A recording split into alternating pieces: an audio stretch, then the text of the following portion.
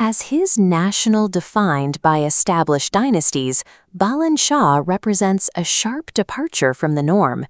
Before becoming the mayor of Kathmandu, he was known as a structural engineer and a prominent figure in the local hip-hop scene.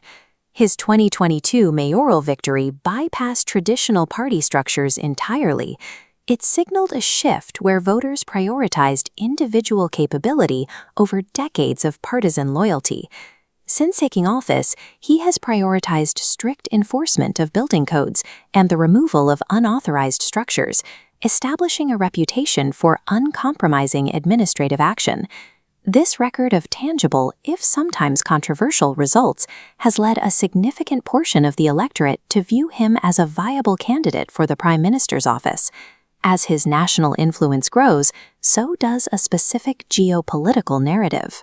A persistent theory circulating online suggests that the Indian government views his potential rise to the premiership as a threat to their regional interests. On social media, this theory has become a dominant frame of reference. Political commentators and automated recommendation loops frequently amplify the idea that he is a problem for New Delhi. The question is whether this tension is a calculated diplomatic reality or a byproduct of the way social media simplifies international relations. Geography dictates that Nepal and India share one of the most active and open borders in South Asia, a boundary crossed daily by thousands of commercial vehicles and millions of people. Nepal's trade routes, energy imports, and transit for essential goods rely heavily on Indian infrastructure. This structural connection makes the stability of the relationship a matter of basic economic survival.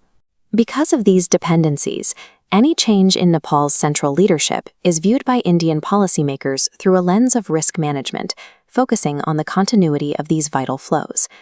The anti-India label often stems from Balen Shah's platform of strict national sovereignty. He has consistently argued that Nepal should make domestic policy decisions without deference to external interests. While these stances are intended for a domestic audience, they create a friction point in regional diplomacy. Protecting national pride and actively pursuing a hostile foreign policy are different goals, though they are often conflated in public debate. His refusal to follow the traditional diplomatic script, one often defined by quiet compromises, makes him a more unpredictable partner for regional neighbors used to the old guard.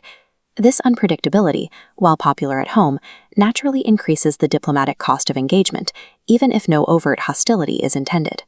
In the world of professional diplomacy, New Delhi's priorities are usually dictated by a specific set of strategic requirements, rather than ideological preferences.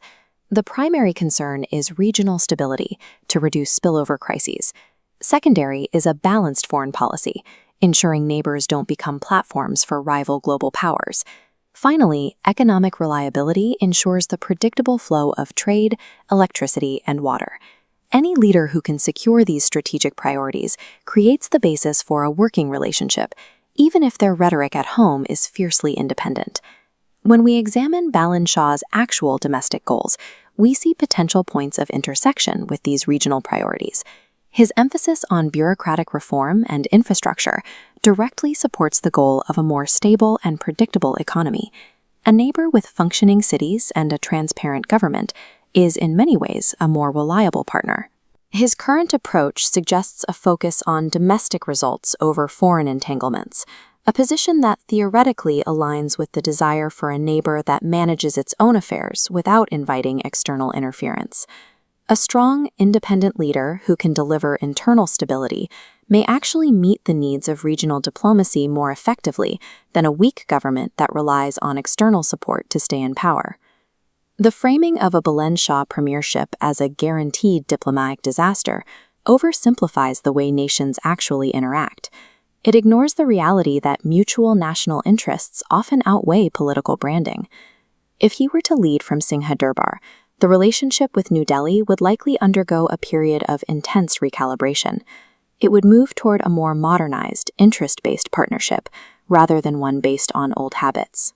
Ultimately, the trajectory of this relationship will be determined by the specific policies the government chooses to enact and the choices of the electorate. The future of Nepal's leadership will depend on navigating the tension between the desire for total sovereignty and the hard reality of regional economic dependence.